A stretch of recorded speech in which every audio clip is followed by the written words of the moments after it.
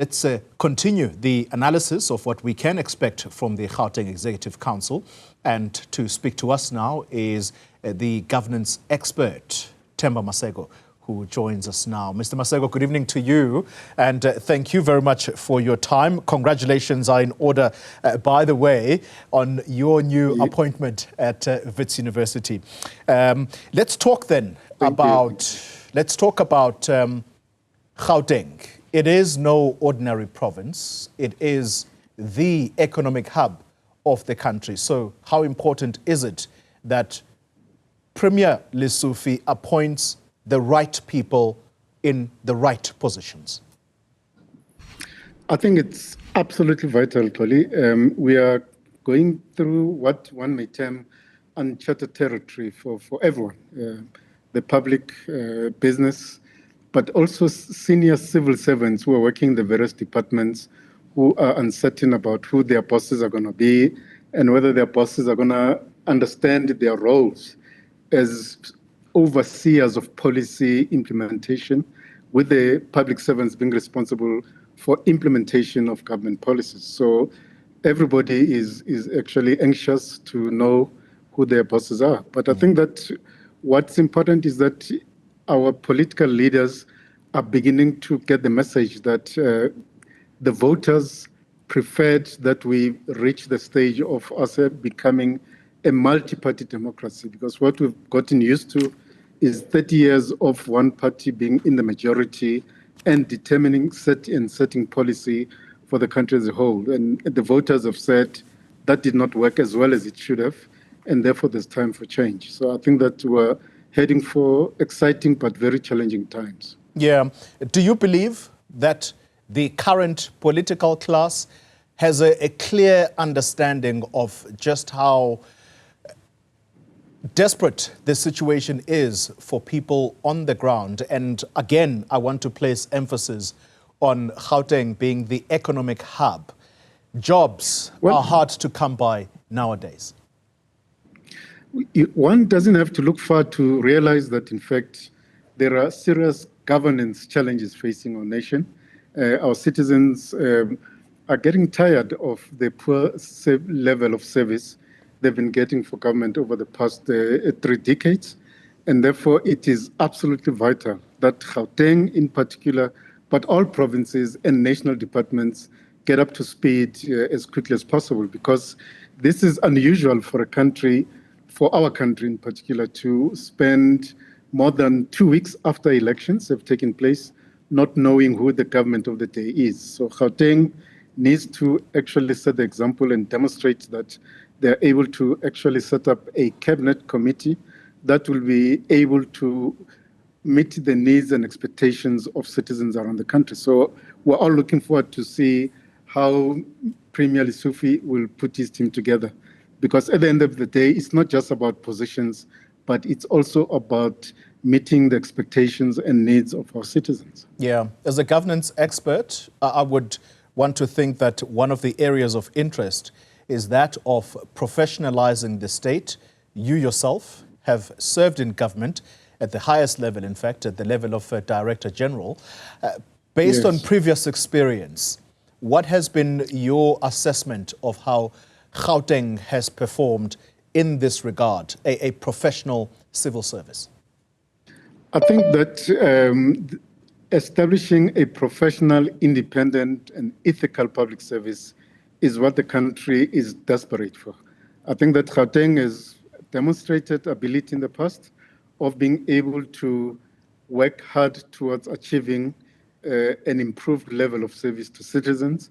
But there's still many challenges that our citizens are experiencing in terms of service delivery, the issue of high crime rate, unemployment, and all of those kinds of issues. So Gauteng, like many provincial governments, have been found wanting in many respects. But this is an opportunity for the political leaders to actually pull together and begin to identify key priorities that are a major concern to our citizens. And I think that we do expect more from these newly elected leaders to demonstrate that they are a different kind of cadence, if I may use the phrase, who can put the interests of our citizens ahead of their personal and individual interests. And unfortunately, the fighting for positions and posts in cabinet is unfortunate, because what really is needed is improved governance, improved service delivery, and there should be also a conversation about policy priorities that need to be implemented by these newly elected political leaders. So I trust and hope that they got the message from the electorate basically saying their needs as the citizens need to come first. And I hope that in selecting his team in the province, Premier Lesofie is going to take good care and make sure that he appoints the best possible leaders who will assume these positions, because it's not just the citizens who are anxious, it's also the public servants who are employed in these departments in the province who need direction about what priorities need to be fulfilled by this new government. So it is a challenging period, and I just hope that, in fact, the leaders who are elected will now have a better understanding of the role of the political leaders vis-a-vis the role of senior public servants in these departments, because the role of these MECs who will be announced this evening is to implement what one terms policy oversight, but real implementation of government programs needs to be left to the public service, that is professionals who are appointed in these departments, whose job is to implement policies that have been determined by government, and so that we can have less and less stories about corruption and influencing of procurement policy or procurement policies in the various government departments, because the elected leaders need to put their fingers into the cookie jar. So I just hope that, in fact, we are moving towards a much more honest, cleaner public service that will ensure that there's less corruption and more service delivery. I want to, again, place emphasis on the question we've just discussed, Mr. Maseko. Is it too naive an expectation from ordinary South Africans that the inclusion of these different political parties in government now might or could help accelerate that professionalism and that expectation premised on the expectation that these parties will, in some way or form, play the watchdog role over each other, so that we are not harping on corruption as media. If anything, we are talking about how these parties are holding each other to account before even the legislatures do that role of holding them to account. Yeah, you see, the notion of a multi-party democracy has major advantages. And those include the fact that the parties are going to have to start holding each other accountable as members of the executive and not be standing on the sidelines pointing fingers at each other. So those that are forming the government of national unity or provincial unity, in the case of Gauteng, will have to understand that, in fact, by them agreeing to be part of this government, they are, in a sense, committing themselves to be part of finding the solutions and, as you say, holding each other accountable. That's the upside. They can and could hold each other accountable. But the downside is that if they lack the maturity to focus on service delivery, they spend too much time fighting over benefits, fighting over posts. That would not bode well for the future of governance in the province here. So the hope and the expectations of millions of those who stood in long queues is basically to say we are now giving an opportunity to more parties than just one dominant party to actually begin to focus on governance and delivery.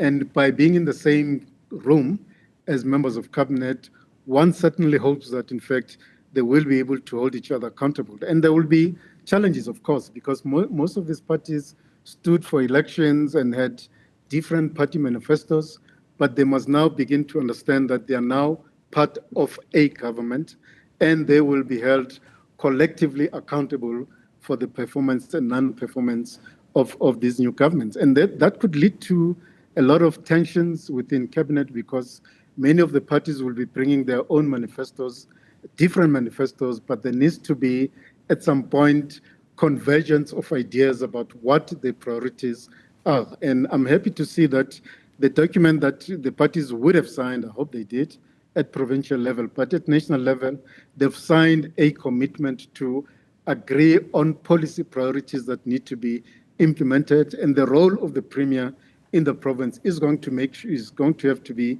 to make sure that each and every MEC who's appointed is focusing on the implementation of the agreed policy priorities, and they understand that their role is not to run departments, but to conduct policy oversight over the administration, to make sure that the administration does not get dragged into the political conflicts that could exist within a cabinet environment. So it's a learning curve for everybody, including those who have been in government, to understand that, in fact, the rules of the game are changing and have changed, and they're going to have to find a way of being accountable for their performance as a collective in the cabinet.